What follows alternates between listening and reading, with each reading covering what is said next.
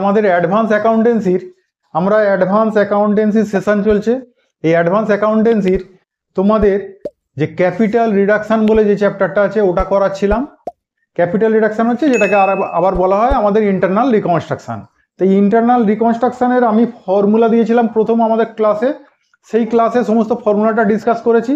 আজকে আমি ইন্টারনাল রিকনস্ট্রাকশনের উপর একটা প্রবলেম সলিউশন করে দেখাবো। মোটামুটি প্রবলেমটায় অনেক কিছুই আছে, সেই জন্য বেছেছি। তাহলে আমি প্রবলেমটা পড়ে শোনানোর পরে আমি কিভাবে হয়েছে সেটা ডিসকাস করে দিচ্ছি। ঠিক আছে, আমি স্কলার থেকে করাচ্ছি আর সালে পড়া অঙ্কগুলো করাচ্ছি, বুঝেছো? তোমরা চেষ্টা করবে এই প্রবলেমটা তোমরা স্ক্রিনে দেখতে পাবে। আমি তো করাচ্ছি, যেটা বুঝে নেওয়ার পরে তোমরা এই প্রবলেমটাকেই তোমরা কি করবে, নিজেরা করার চেষ্টা করবে। তারপর এইরকম টাইপসের কিছু করার চেষ্টা করবে, করলেই দেখবে হয়ে গেছে এইরকম টাইপসগুলো। তারপরে অন্য টাইপসের আবার পরের ক্লাসে দেখাবো।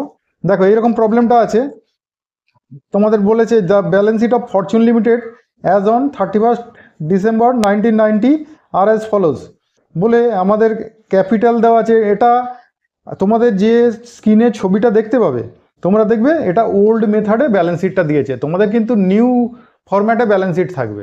আমি করব যখন এটার ব্যালেন্স শিটে যখন করব, নিউ ফরম্যাটেই করব।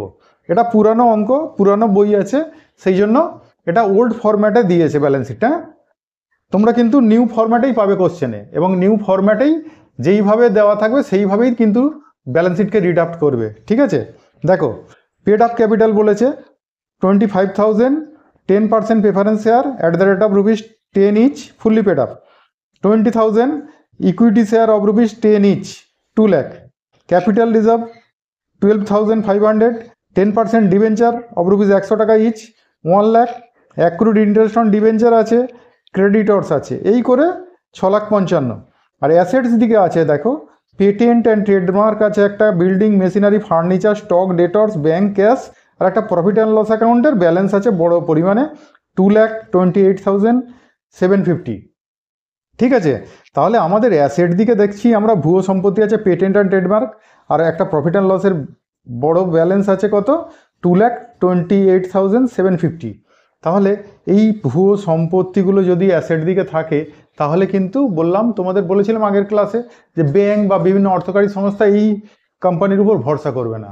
যে যাদের অ্যাসেট দিকে এই সমস্ত ভুয়ো সম্পত্তি থাকে, এতটা সম্পত্তি বাড়ানো আছে, যেখানে 6,55,000 টাকার মধ্যে একটা প্রায় 2,60,70,000 টাকা এরকম ভুয়ো সম্পত্তি, সেখানে কিন্তু এই ব্যালেন্স শিটটাকে ধরা হবে দুর্বল ব্যালেন্স শিট। তাহলে কোম্পানির ফাইন্যান্সিয়াল পজিশন ঠিক নেই, তাহলে ব্যাংক কিন্তু লোন দেবে না, বা ব্যাংকে বা অন্য কোনো আর্থিক প্রতিষ্ঠানে যারা আছে তারা কিন্তু এই কোম্পানিকে ফাইন্যান্সিয়াল সাপোর্ট দেবে না। তাহলে সেই জন্যই কিন্তু আমরা ক্যাপিটাল রিডাকশনটা করব। ঠিক আছে, এবার এখানে ক্যাপিটাল রিডাকশনের যে স্কিমটা করা হয়েছে কীরকম দেখো, আবার নিচে বলেছি it is found that the preference dividend arrear for 3 years, preference dividend 3 years arrear পড়ে আছে। আর the company prepared the following scheme of reconstruction and it was approved by court approve করেছে। আগের ক্লাসে বলেছিলাম কিন্তু কোর্ট অ্যাপ্রুভ করলে তবেই কিন্তু এটা স্যাংশন করলে তবেই এটাকে কিন্তু করা যাবে। দেখো 10% preference share will be converted into 12% preference share of ₹5 each. দেখো আমরা করেছি, দেখো একটা একটা করে পার্ট আমি এগোচ্ছি, করে দেখাচ্ছি। 10% প্রেফারেন্স শেয়ার যেটা আছে সেটাকে কনভার্ট করা হচ্ছে 12% প্রেফারেন্স শেয়ারে। তাহলে 10% প্রেফারেন্স শেয়ারটা মুছে যাচ্ছে। তাহলে 10% প্রেফারেন্স শেয়ার যদি আমরা মুছে দিই, ক্যাপিটাল ক্রেডিট ছিল, তাকে মুছে দিলে কি করব, ডেবিট করেছি। দেখো 10% প্রেফারেন্স শেয়ার ক্যাপিটাল 2,50,000 ছিল, সেটাকে ডেবিট করে মুছে দিয়েছি। তার পরিবর্তে আসছে কি 12% প্রেফারেন্স শেয়ার অফ ₹5 ইচ। তাহলে 12% প্রেফারেন্স শেয়ার অ্যাকাউন্ট করেছি। কত করেছি, ওই একই আছে পরিমাণ, আমাদের 25,000 ছিল, 25,000 5 টাকা ইচ করলে কত হবে, 1,25,000। তাহলে আমাদের রিডাকশান করেছি কত, তাহলে ক্যাপিটাল রিডাকশান করেছি আমাদের 1,25,000। দেখো ক্লিয়ার। নেক্সট, এরপরে আমাদের বলেছে এখানে the equity share will be reduce to 5 each, ₹3 টাকা per share paid up, and the call was to be made immediately for acquiring cash. দেখো আমাদের ওল্ড ইকুইটি শেয়ার যেটা 10 টাকা ছিল সেটা 5 টাকায় কনভার্ট করছি। তাহলে কিন্তু এখানে ওল্ড ইকুইটি শেয়ারটাকে মুছতে হবে। তাহলে সেটা ছিল ক্রেডিট, তাহলে তাকে মুছলে কি করব, old equity share capital account debit, কত ছিল 2 লাখ, সেটাকে আমরা কনভার্ট করেছি 5 টাকার শেয়ারে। তাহলে ইকুইটি শেয়ারটা নিউ শেয়ার হয়ে গেছে, সার্টিফিকেট পাল্টাতে হবে। আগের সার্টিফিকেটটা ছিল 10 টাকার শেয়ার, এখন সার্টিফিকেট আনতে হবে কত, 5 টাকার শেয়ারে। তাহলে সেই জন্য ওল্ডটাকে পুরোটাকে মুছে দিয়েছি, নিউ ইকুইটি শেয়ার ক্যাপিটালটাকে এনেছি। অনেকেই করে দেখবে এখানে ওল্ড ইকুইটি শেয়ারটাকে মোছে না, শুধু ইকুইটি শেয়ার ক্যাপিটাল অ্যাকাউন্ট যেটুকু আমরা রিডাকশন করেছি সেইটুকু মুছে দেয়। সেটা কিন্তু ঠিক না, কারণ 10 টাকার শেয়ার ছিল, তাকে কনভার্ট করেছি 5 টাকার শেয়ারে, তাহলে পুরো পুরানো শেয়ারটাকে মুছে দিতে হবে, ডেবিট করতে হবে, ঠিক আছে। তারপরে নিউ ইকুইটি শেয়ার ক্যাপিটালটাকে আমরা ক্রেডিট করলাম। এটা কিন্তু 3 টাকা করে কলটা ধরা হয়েছে, তাহলে এটা 20,000 ইন্টু 3 করেছি, তাহলে 60,000 টাকা, তাহলে 7 টাকা করে রিডাকশন, তাহলে টু ক্যাপিটাল রিডাকশনে পাঠিয়েছি, দেখো 20,000 7 টাকা করে 1,40,000, ঠিক আছে। এইবার এইখানটা তোমাদের একটা বলে দিই, যেটা আমার মিস হয়ে যাচ্ছে, যে আমি আমার বোর্ডে জায়গা কম বলে আমি ন্যারেশন লিখিনি। তাহলে ন্যারেশন কিভাবে লিখবে, দেখো এইখানে তুমি লিখবে being 10% preference share capital converted into 12% preference share of rupees 10 টাকা ইচ।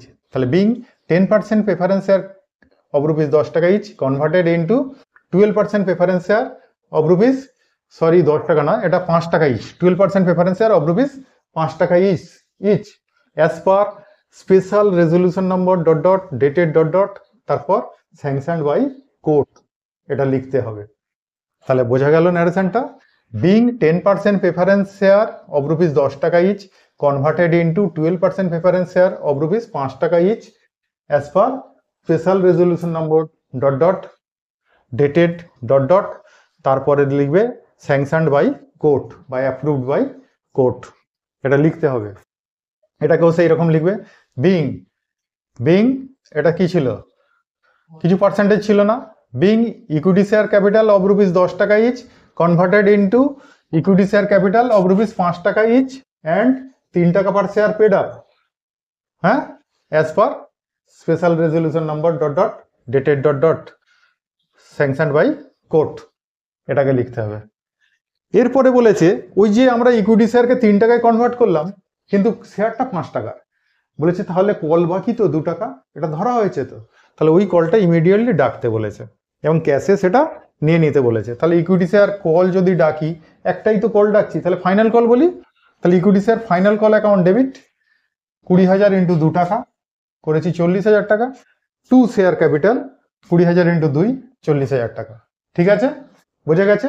এবার ফাইনাল কল মানিটা যদি রিসিভ করি, bank account debit to equity share final call, কত করব, ওই টাকাটা 40,000, এটাকেও যখন ডাকবো এখানেও কিন্তু স্পেশাল রেজলিউশন নম্বর দেবে। তুমি ভাববে এটাকে বোর্ড রেজলিউশন নম্বর দেবো, কারণ হচ্ছে আমাদের আগে আমরা করেছি ইস্যু অফ শেয়ারে, কিন্তু তা করা যাবে না, এখানে স্কিমটাই হচ্ছে পুরোটা অ্যাপ্রুভ করেছে কোর্ট, তাহলে এখানে স্যাংশন বাই কোর্ট লিখতে হবে। আর স্পেশাল রেজলিউশন পাস হয়েছে কারণ স্পেশাল মিটিংয়ে পাস হয়েছে এগুলো, ঠিক আছে। তাহলে এখানেও স্পেশাল রেজলিউশন নম্বর দেবে আর স্যাংশন বাই কোর্ট করবে, ঠিক আছে। আর এটা টাকা রিসিভ করলে কি লিখবে, being equity share final call money received on 20,000 share at the rate of rupees 3 each, ঠিক আছে। চলো এর পরের এন্ট্রি দেখো, পরের এন্ট্রিটা দেখো, পরের এন্ট্রিটায় বলেছে এরকম, পরের অ্যাডজাস্টমেন্টে যে 10% debenture will be converted into 12% debenture of rupees 75 each, ঠিক আছে। তাহলে 10% ডিবেঞ্চার তাদের যদি কনভার্ট করি 12% ডিবেঞ্চারে আর 75 টাকা ইচ, সেটা ছিল 100 টাকা ইচ, তাহলে আমরা 10% ডিবেঞ্চার যেটা 100 টাকা ছিল ওটাকে আগে মুছে দিই।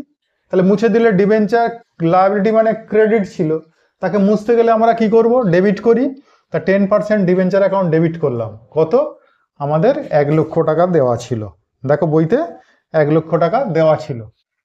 আর তাকে আমরা কনভার্ট করছি 12% ডিবেঞ্চার, তাহলে 12% ডিবেঞ্চার বলে 12% ডিবেঞ্চারে কনভার্ট করেছি যখন 75 টাকা করে, তাহলে কততে কনভার্ট হয়ে গেছে, 75,000-এ, 75,000-এ, আর বাকিটা তাহলে ক্যাপিটাল রিডাকশন, তাহলে ক্যাপিটাল রিডাকশন করে দিয়েছি, ঠিক আছে।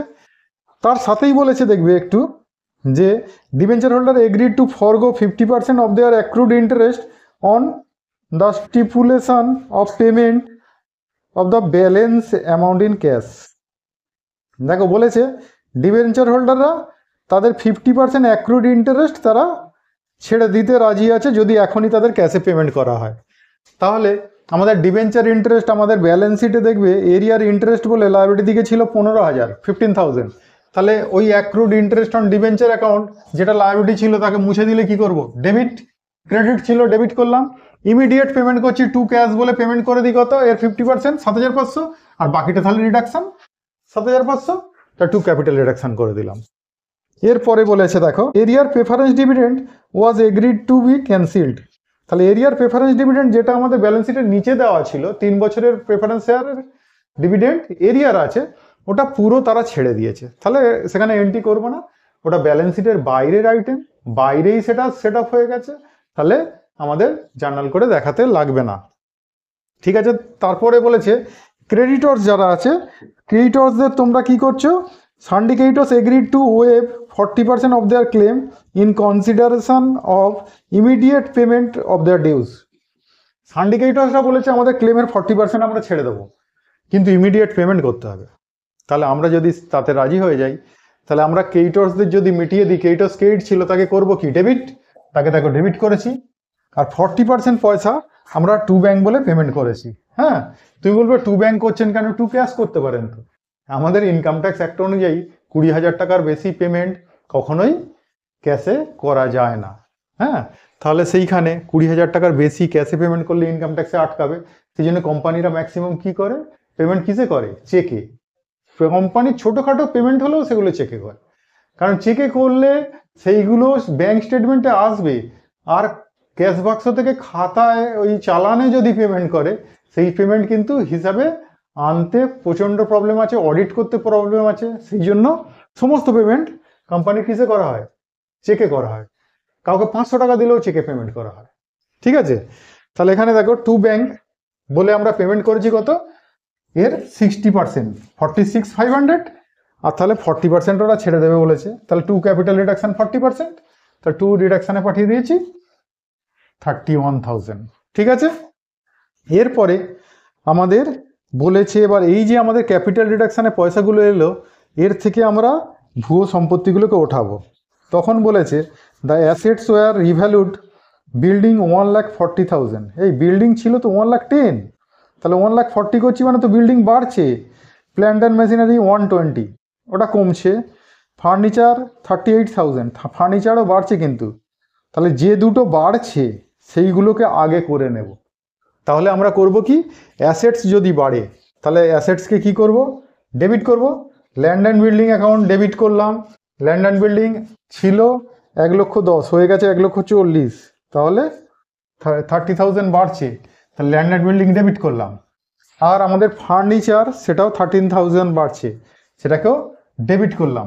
আর এখানে সমস্ত কিছু ট্রান্সফার করতে হয় কোথায়, ক্যাপিটাল রিডাকশানে। তা টু ক্যাপিটাল রিডাকশান করলাম, এই দুটো যোগ করে 43,000। এইবারে আমরা যতগুলো ক্যাপিটাল রিডাকশান হয়েছে টু, সেইগুলোকে প্লাস করব। ঠিক আছে, আমি একটু রাফে করে রেখেছি। আমাদের টোটালটা এসেছে 3,71,500। তাহলে 3,71,500 আমাদের ক্যাপিটাল রিডাকশানের টোটাল এসেছে। এইবারে ওটাকে ইউটিলাইজ কিভাবে করব দেখো। এখানে আমরা ক্যাপিটাল রিডাকশানে যে পয়সাটা পেয়েছিলাম 3,71,500, তাহলে ক্যাপিটাল রিডাকশানগুলো ক্রেডিটে পেয়েছিলাম, তাহলে তাকে ইউটিলাইজ করলে কি করব, ডেবিট করব। ক্যাপিটাল রিডাকশান অ্যাকাউন্ট ডেবিট করলাম 3,71,500। এইবারে আমরা যে সমস্ত অ্যাসেটসগুলোকে কমাতে বলেছে সেইগুলো কমাই। প্ল্যান্ট অ্যান্ড মেশিনারি কমাতে বলেছে আমাদের, কিন্তু দেখো 1,20,000-তে ছিল কত, 1,30,000, তাহলে 10,000 কমিয়েছি। তারপরে বলেছে ফার্নিচার তো বেড়েছে, ল্যান্ড অ্যান্ড বিল্ডিং বেড়েছে। স্টক ইন ট্রেড রুপিস 50,000 টাকা, আগেও ছিল 50,000 টাকা, আমি লিখে ফেলেছিলাম সেই জন্য স্টক, কিন্তু কমেনি, ড্যাশ দিয়ে দিয়েছি। নেক্সট ডেটর্স হচ্ছে 30,000, তাহলে ডেটর্স ছিল 35,000, তাহলে কমেছে কত, 5,000, সেটা লিখেছি। তারপরে বলেছে ভুয়ো সম্পত্তিগুলোকে মুছতে। তাহলে ভুয়ো সম্পত্তির মধ্যে প্রথম মুছবো কাকে বলো তো, পিএল অ্যাকাউন্টের ডেবিট ব্যালেন্স 2,28,750, আর আছে একটা পেটেন্ট অ্যান্ড ট্রেডমার্ক, সেটাকেও মুছলাম 40,000, এখনো পয়সা বেঁচে যাচ্ছে আমাদের। 3,71,000 টাকা ক্যাপিটাল ডিডাকশনে আছে, কিন্তু আমরা ইউটিলাইজ করেছি ওইটুকু। তাহলে বাকিটা আমরা ট্রান্সফার করতে বলি কোথায়? ক্যাপিটাল রিজার্ভে। তাহলে ক্যাপিটাল রিজার্ভ আমাদের বেড়ে যাবে কত? 87,750। তাহলে এটা ক্যাপিটাল রিজার্ভে ট্রান্সফার করে দিলাম, যে পয়সাটা বেঁচে গেল। ঠিক আছে, তাহলে আমরা যখন ব্যালেন্স শিট করব ক্যাপিটাল রিজার্ভকে আমরা বাড়াবো ওই ভ্যালু দিয়ে। ঠিক আছে, আর আমাদের কিন্তু ব্যাংকটা একটু অ্যাডজাস্ট হবে, কারণ ব্যাংক থেকে কিছু পেমেন্ট করেছি, দেখবে ক্রেডিটর্সকে পেমেন্ট করেছি একটা, তারপরে আমরা ওই এরিয়ার ইন্টারেস্ট ছিল ডিবেঞ্চার হোল্ডারদের সেটা দিয়েছি, আর একটা কল ডেকে পয়সা পেয়েছি। তাহলে ব্যাংকটা একটু বাড়বে কমবে। আর বাদবাকি অ্যাসেটসগুলো যেগুলো বাড়া কমা হচ্ছে সে তো এখানে জার্নালেইটা দেওয়াই আছে, কোনটা বাড়ছে কমছে। আর কি করবে? ক্যাপিটালটা, প্রেফারেন্স শেয়ারটাও 5 টাকা হয়ে গেছে, ইকুইটি শেয়ারটাও 5 টাকা হয়ে গেছে, 3 টাকায় কনভার্ট করে আবার 2 টাকা ডেকে নিয়েছি কল। ঠিক আছে, তাহলে এটা করলেই আমাদের হয়ে যাবে। চলো ব্যালেন্স শিটটা দেখি। দেখো, ব্যালেন্স শিট করার সময় তোমরা কিন্তু নিউ ফরম্যাটে করবে। নিউ ফরম্যাটে যদি আমরা করি ব্যালেন্স শিট, আচ্ছা আমি কিছু কিছু জায়গায় দেখবে শর্টে লিখেছি, হ্যাঁ, আমি জার্নালের সময়ও দেখবে ঘর কাটেনি, তোমরা কিন্তু ঘর কেটে করবে। এবং তোমরা সমস্ত, আমি প্ল্যান্ট অ্যান্ড মেশিনারি পিএম লিখে দিয়েছি, তোমরা যেন পিএম লিখে দিও না, তোমরা কিন্তু প্ল্যান্ট অ্যান্ড মেশিনারি ফুল স্পেলিংয়ে লিখবে। ঠিক আছে, নইলে এইগুলো নাম্বার কাটে, তোমার প্রবলেম পুরো সলিউশন করে কারেক্ট করবে, এইগুলোর জন্য তোমার নাম্বার কেটে নেবে। ফুল কিন্তু লিখবে, আমার সময় বাঁচানোর জন্য বা বোর্ড ছোট সেই জন্য আমি শর্ট করে লিখেছি, তোমরা কিন্তু এই ভুলটা করবে না। ঠিক আছে, ফুল লিখবে। দেখো, আমাদের নিউ ফরম্যাটে আমরা ব্যালেন্স শিট করি কিভাবে? ব্যালেন্স শিট করার সময় আমরা প্রথমে লিখি লায়াবিলিটি দিকে equity and liabilities, share holders fund প্রথম আইটেম। শেয়ার হোল্ডার্স ফান্ডের মধ্যে থাকে আমাদের শেয়ার ক্যাপিটাল আর সারপ্লাস। এবার শেয়ার ক্যাপিটালে কতটা আছে সেটা কিন্তু নোটে করে নিতে হবে, এর মধ্যে করা যাবে না। তাহলে নোটে করলে, আমি নোট 1-এ করেছি শেয়ার ক্যাপিটাল আমাদের 25,000 প্রেফারেন্স শেয়ার ছিল @5 ইচ, করলে 125,000, আর 20,000 ইকুইটি শেয়ার @5 ইচ। এটা কিন্তু 3 টাকায় কনভার্ট করে আবার 2 টাকা ডেকে নিয়েছিলাম, তাহলে 5 টাকা হয়ে গেছে। তাহলে করে 1 লক্ষ টাকা, দুটো যোগ করে 2,25,000 বসিয়ে দিয়েছি 1 নম্বর নোট। নেক্সট নোট হচ্ছে রিজার্ভ সারপ্লাস। আমাদের ক্যাপিটাল রিজার্ভ একটা 12,500 ছিল, আর আমাদের ওই ক্যাপিটাল রিডাকশনের সময় আমাদের কিছু পয়সা বেঁচে ছিল, সেটাকে আমরা ক্যাপিটাল রিজার্ভে ট্রান্সফার করেছিলাম। কত? এই 87,750। তা সেটা প্লাস করলে আমাদের যেটা হচ্ছে সেটা হচ্ছে রিজার্ভ সারপ্লাস, 2 নম্বর নোট। আর আমাদের তারপরের আইটেম হচ্ছে, তারপরের হেডিং হচ্ছে নন current liability.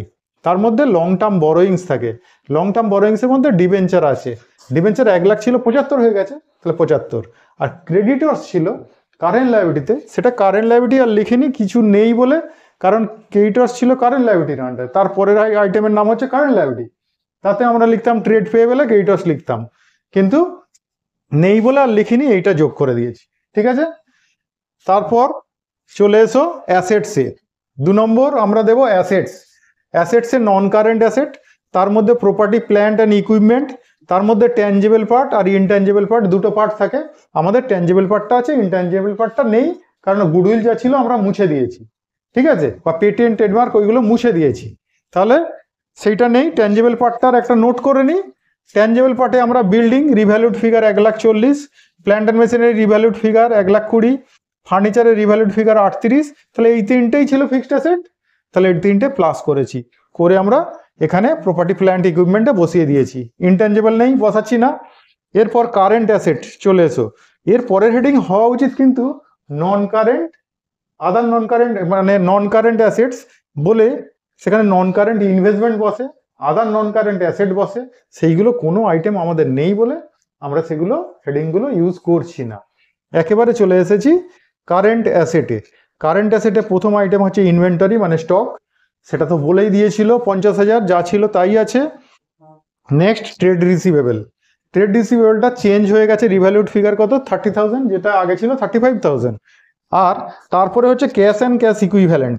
Cash and cash ইকুইভ্যালেন্টটা আমরা কি করেছি, একটু নোট করেছি, কারণ ওতে তো চেঞ্জ আছে। দেখো, ক্যাশ অ্যান্ড ক্যাশ ইকুইভ্যালেন্টে ক্যাশ আর ব্যাংক একসঙ্গে জুড়ে দিয়েছি, বুঝেছো? আমি এখানে পরপর লিখলে না জায়গা হতো না আমার, সেই জন্য পরপর তোমরা পাশে পাশে জুড়বে না, এটাকে কিন্তু তোমরা পরপর ক্যাশ এত ব্যাংক এত লিখে তারপরে প্লাস করবে। তারপরে এতে অ্যাড করেছি ফাইনাল কল মানি আমরা রিসিভ করেছি কত 40,000 প্লাস করেছি। আর আমরা ইন্টারেস্ট অন ডিবেঞ্চার পেড করেছি 7,500 মাইনাস করেছি, আর ক্রেডিটর্সকে পেমেন্ট করেছি 46,500, সেটাও মাইনাস করেছি, করে আমাদের 22,250 ক্যাশের ব্যালেন্স। তাহলে ক্যাশ অ্যান্ড ব্যাংকের ব্যালেন্স, তাহলে ক্যাশ অ্যান্ড ব্যাংকের ব্যালেন্সটা আমি বসিয়ে দিয়েছি 22,250। ঠিক আছে, আমরা যদি সমস্ত ট্রানজাকশানগুলো ব্যাংকের থ্রু দিয়ে করি তাহলে আমরা ক্যাশ ব্যালেন্সটা যেরকম আছে লিখে দেবো, ব্যাংকে সমস্ত যোগ বিয়োগগুলো করব, করে ব্যাংকটাকে বাইরে পাঠিয়ে দুটো প্লাস মেরে দিয়ে এইটা আসবে, এটা এখানে বসিয়ে দিলাম। ঠিক আছে, তাহলে এটা বসিয়ে দেওয়ার পর দেখো এটা প্লাস করলে আমাদের একই অ্যামাউন্ট চলে আসছে। তাহলে দেখো ক্যাপিটাল রিডাকশনের যে মূল উদ্দেশ্য, আমাদের উদ্দেশ্য আমরা ভুয়ো সম্পত্তি ব্যালেন্স শিটে রাখবো না। তাহলে দেখো এখানে আর সেই ভুয়ো সম্পত্তিগুলো কিছু নেই। তাহলে ভুয়ো সম্পত্তিগুলোকে সমস্ত উড়িয়ে দিয়েছি। উড়িয়ে দেওয়ার ফলে আমাদের অ্যাসেট কমেছে, তার সাথে সাথে ক্যাপিটালটা কমে গেছে। ক্যাপিটাল কমার সাথে সাথে আমরা ইকুইটি শেয়ার কমেছে, প্রেফারেন্স শেয়ার কমেছে, আমরা ডিবেঞ্চার হোল্ডারদের রিকোয়েস্ট করেছি, তারাও কিছুটা কমিয়েছে। আমাদের ক্রেডিটর্স যারা ছিল তাদের পেমেন্ট করে দিতে তারাও কিছুটা কমিয়েছে। তাহলে আমাদের ব্যালেন্স শিটের লায়াবিলিটি দিকেও কমিয়েছি, অ্যাসেট দিকের ভুয়ো সম্পত্তিগুলোকেও কমিয়ে দিয়েছি। এবার ব্যালেন্স শিটটা কি হয়ে গেছে বলো তো, একদম সলিড হয়ে গেছে, একদম সলিড নেট হয়ে গেছে। এই ব্যালেন্স শিট দেখলে কিন্তু কেউ মুখ ফেরাবে না। হয়তো ব্যালেন্স শিটটা ছোট হয়েছে, টোটালটা আগে যা ছিল ক্যাপিটাল অনেকটা কমে গেছে। আগে ক্যাপিটাল ছিল তোমার দেখো 6,55,000 টাকা, কমে গেছে, কমে গিয়ে সেখানে 4 লাখ এসে গেছে, কিন্তু ব্যালেন্স শিট সলিড হয়ে গেছে। ঠিক আছে, তাই এইটাই ক্যাপিটাল রিডাকশনের আমাদের উদ্দেশ্য, যে আমাদের ব্যালেন্স শিটটাকে আমরা সলিড করব, যার সামনে নিয়ে আসবো। আমরা যদি অনলাইনে আমাদের সাইডে দিয়ে রাখি, যে আমাদের সাইডে ঢুকবে সে অন্তত ব্যালেন্স শিট ছোট হোক, সে কিন্তু দেখবে কোম্পানিটা সলিড আছে। ঠিক আছে, এটাই হচ্ছে আমাদের উদ্দেশ্য। তাহলে একটা অঙ্ক প্রবলেম করে দিলাম, এর থেকে আরো একটু হার্ড প্রবলেম পরের ক্লাসে আমি দেখাবো। তার পরের ক্লাসে আমি শেয়ার সারেন্ডার যে আছে তার ফর্মুলাটা দেব, ফর্মুলা দিয়ে আবার শেয়ার সারেন্ডারের দুটো প্রবলেম করে দেব, দিয়ে তাতেও যদি দেখো তোমাদের হচ্ছে না, আমাকে অবশ্যই তোমরা কমেন্ট বক্সে এসে কমেন্ট করবে, আরও ক্লাস দেব, আরও কিছু অঙ্ক করে দেব। ঠিক আছে, আজকের মতো এটুকু, টাটা, পরের ক্লাসে দেখা হবে।